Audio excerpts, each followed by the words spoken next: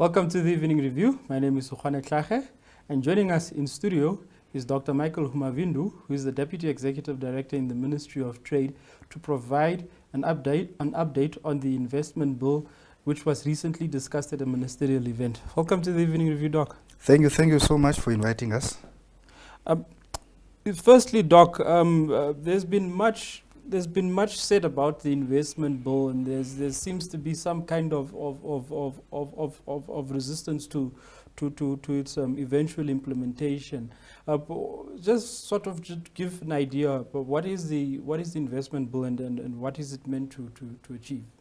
Indeed, we have a very old law currently in the country to attract, facilitate and help develop investment, which is the 1990 Foreign Direct Investment Act. And through the years, also in collaboration with the World Bank and the IMF and the rest of other entities that we have worked through, we basically realized that already by 2006, that almost 20 years ago, that we need to come up with a new law. And also with the new developments around your fourth industrial revolution, your special economic zones, our resolve to create intra-African value chains through the AfCFTA, we realized that that old is old. And also the fact that Namibians were saying that as domestic investors, they are not given the space within that old FDI law to be supported and facilitated in terms of what they want to do. So the bill, the investment law, since 2006, the work that has been ongoing, is basically to ensure that we create a sustainable new law that supports sustainability and also help facilitate the country towards structural transformation. Yeah, and not just focus on FDI, but also both domestic direct investment and FDI. Why do you believe in the ministry particularly? Because when one reads a lot of what is written, there's a lot of resistance to this bill.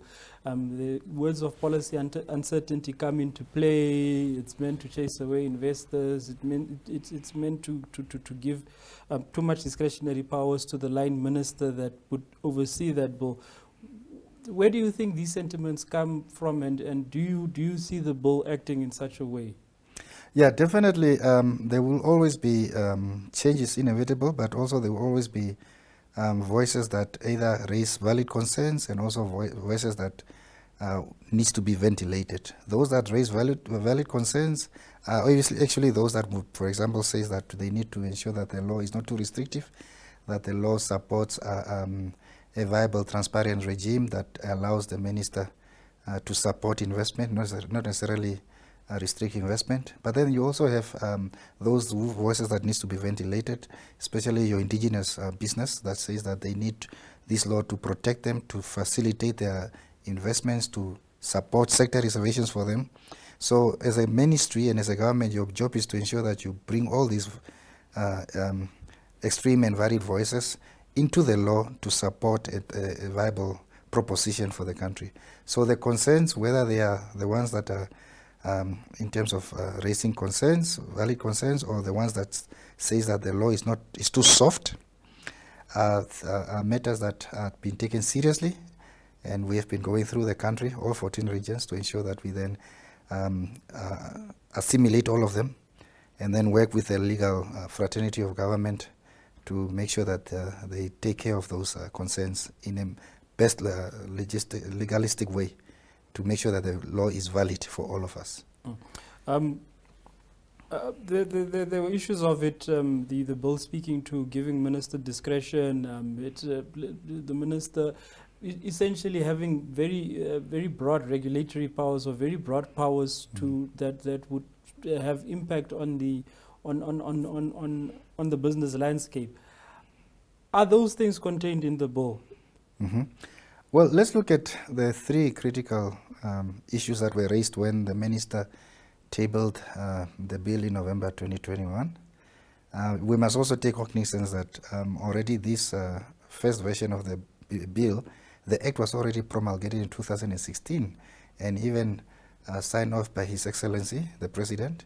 But then voices raised some concern to say they need more stakeholder consultations.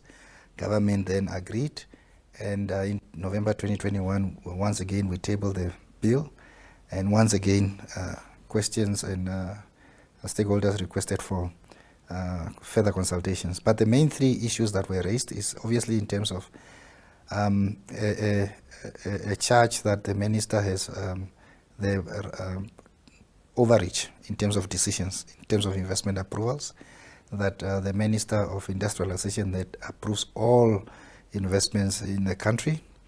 And the second one obviously had to do with ensuring that there is a fair play between policy of the minister and then the implementing agency, which is the NIPDP.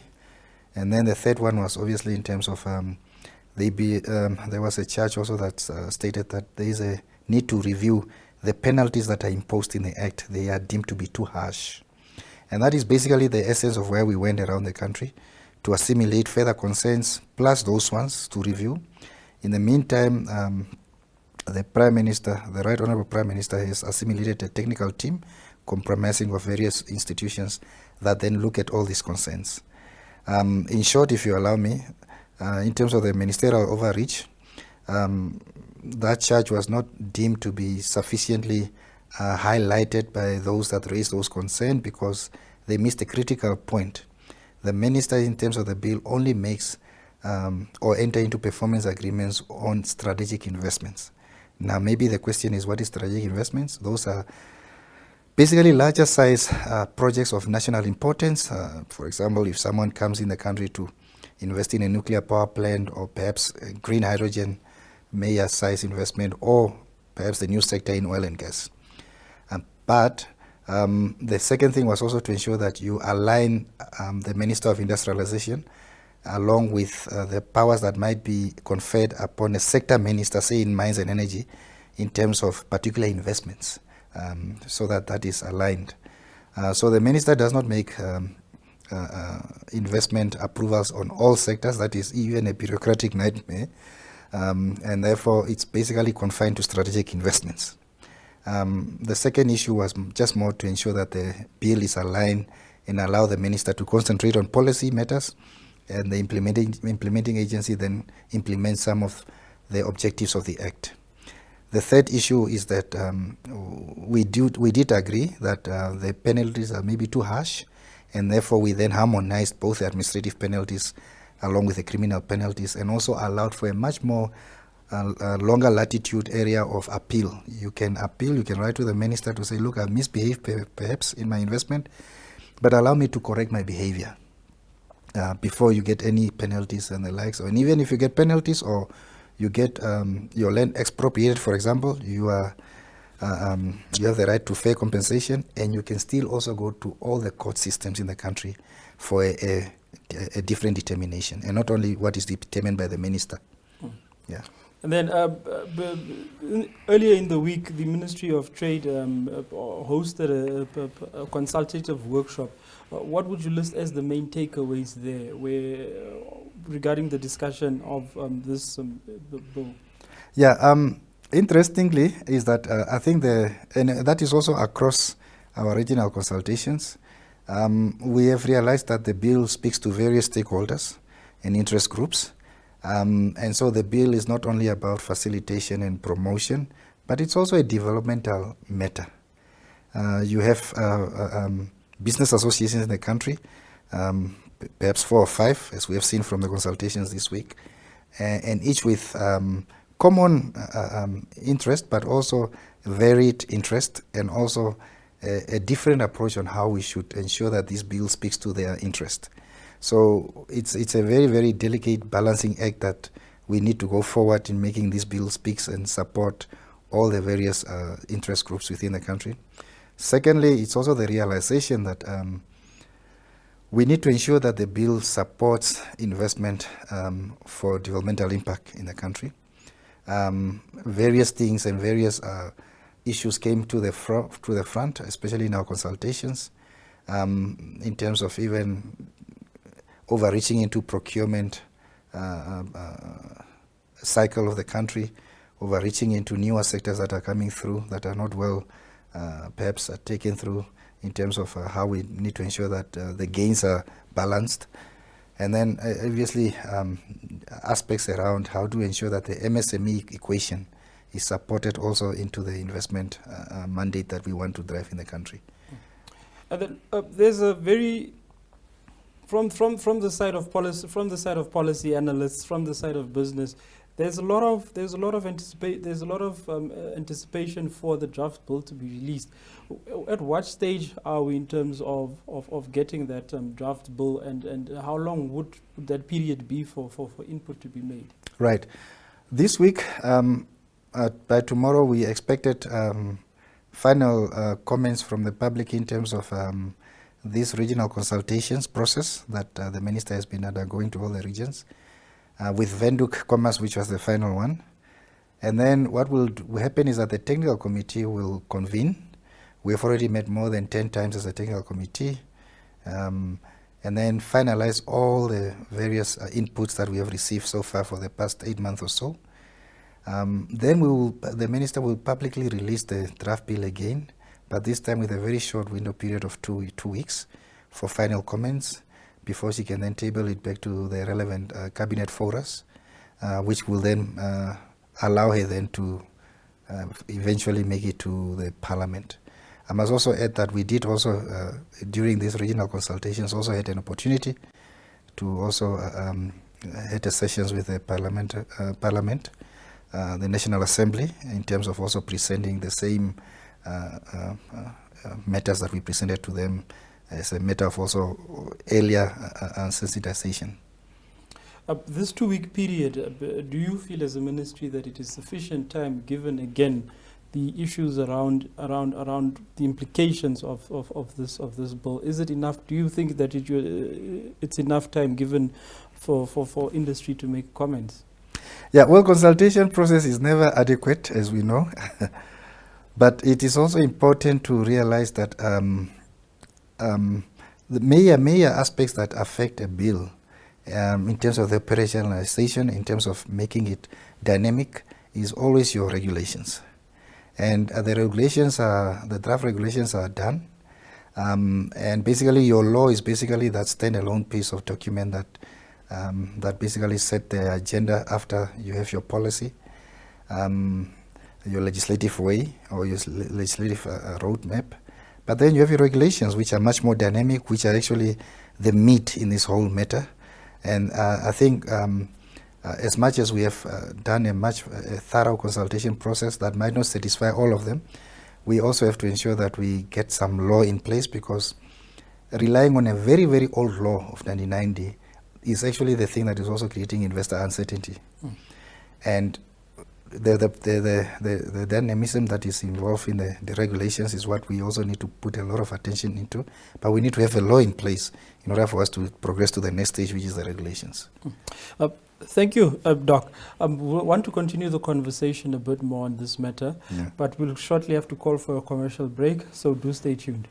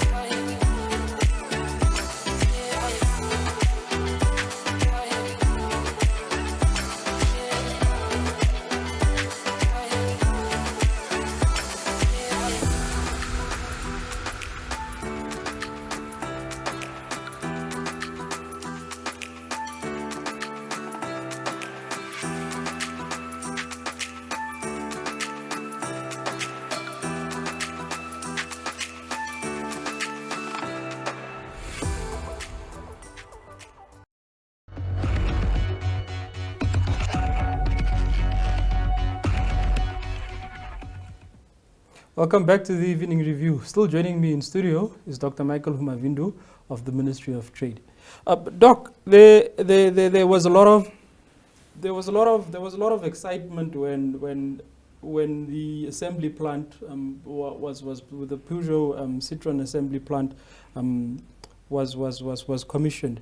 What is the current status of the plant in terms of its in terms of its operations? Excuse me. Okay, thank you very much. The plant is currently under care maintenance, meaning that it's not into production at the moment. pending obviously the issues that was happening, the court case, which has now been struck off the roll. And then the next stage is for the shareholders now to get into some, as per the court dictates, to get into some arbitration mode to determine the future of the plant. Yeah. And then from government side, what are the intended outcomes that you would like to see come out of this arbitration process? Well, I think if you look at the AFCFTA dynamics now across Africa, is the need for us to ensure that we have robust automotive value chains. And so there's heavy discussions that are happening at the African continent. And countries like Namibia that are nascent assemblers, that's what we are, unlike the highly developed South Africa, Morocco, Egypt, are at the forefront of discussing and promoting and proposing new ways of how we can develop the automotive sector.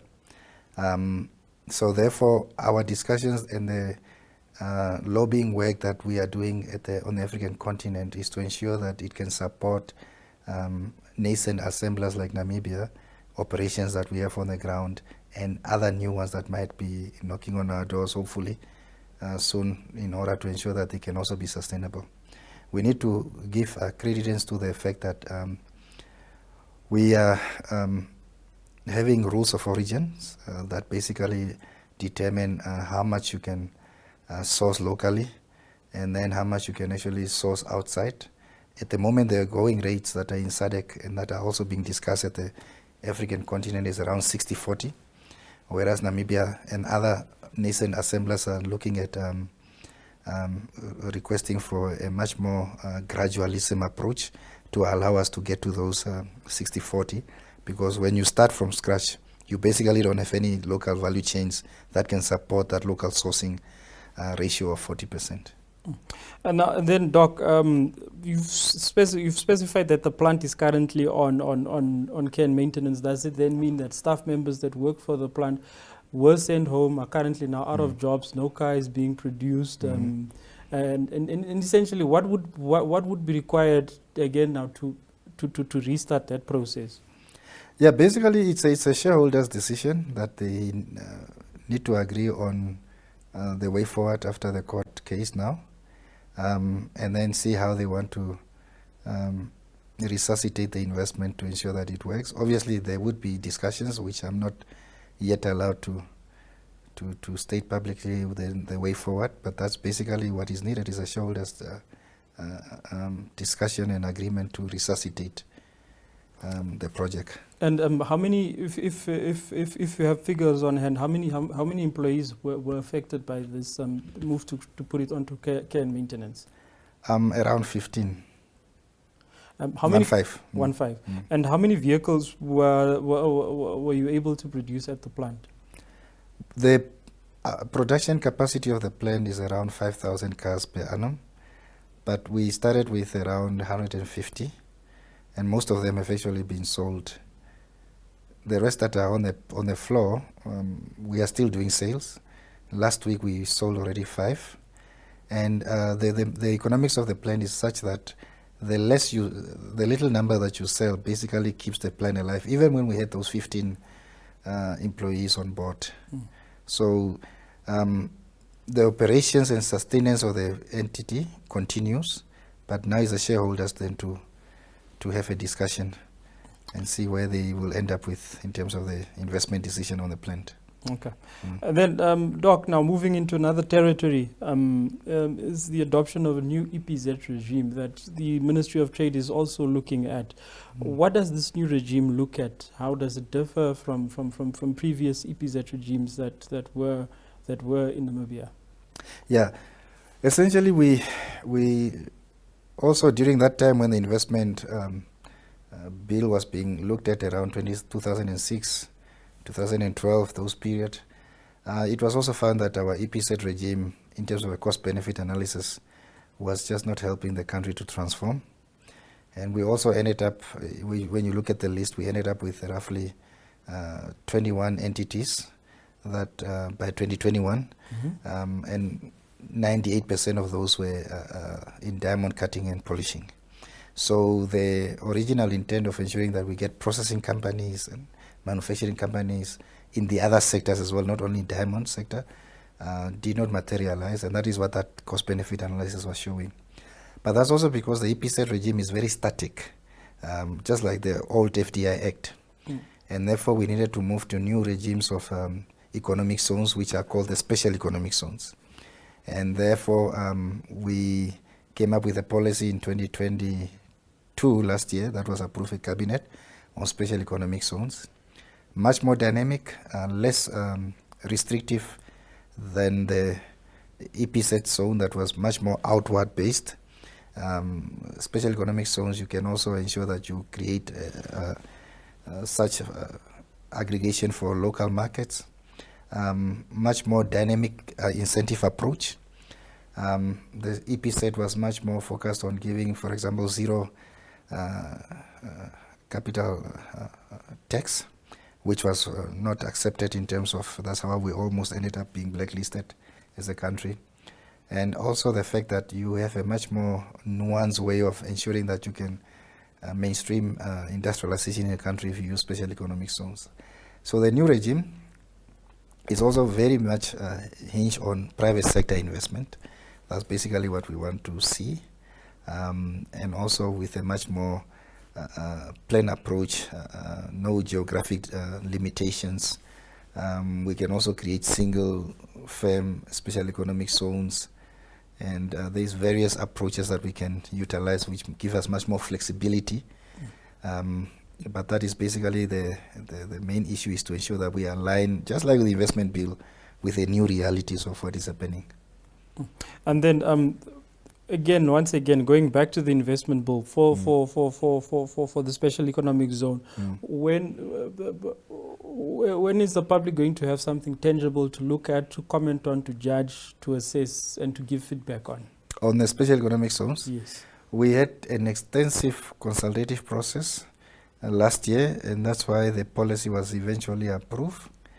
We will now table the draft bill through our Honorable Minister to the relevant cabinet for us very soon, this month and next month, to allow her then to also do consultative process on the draft bill.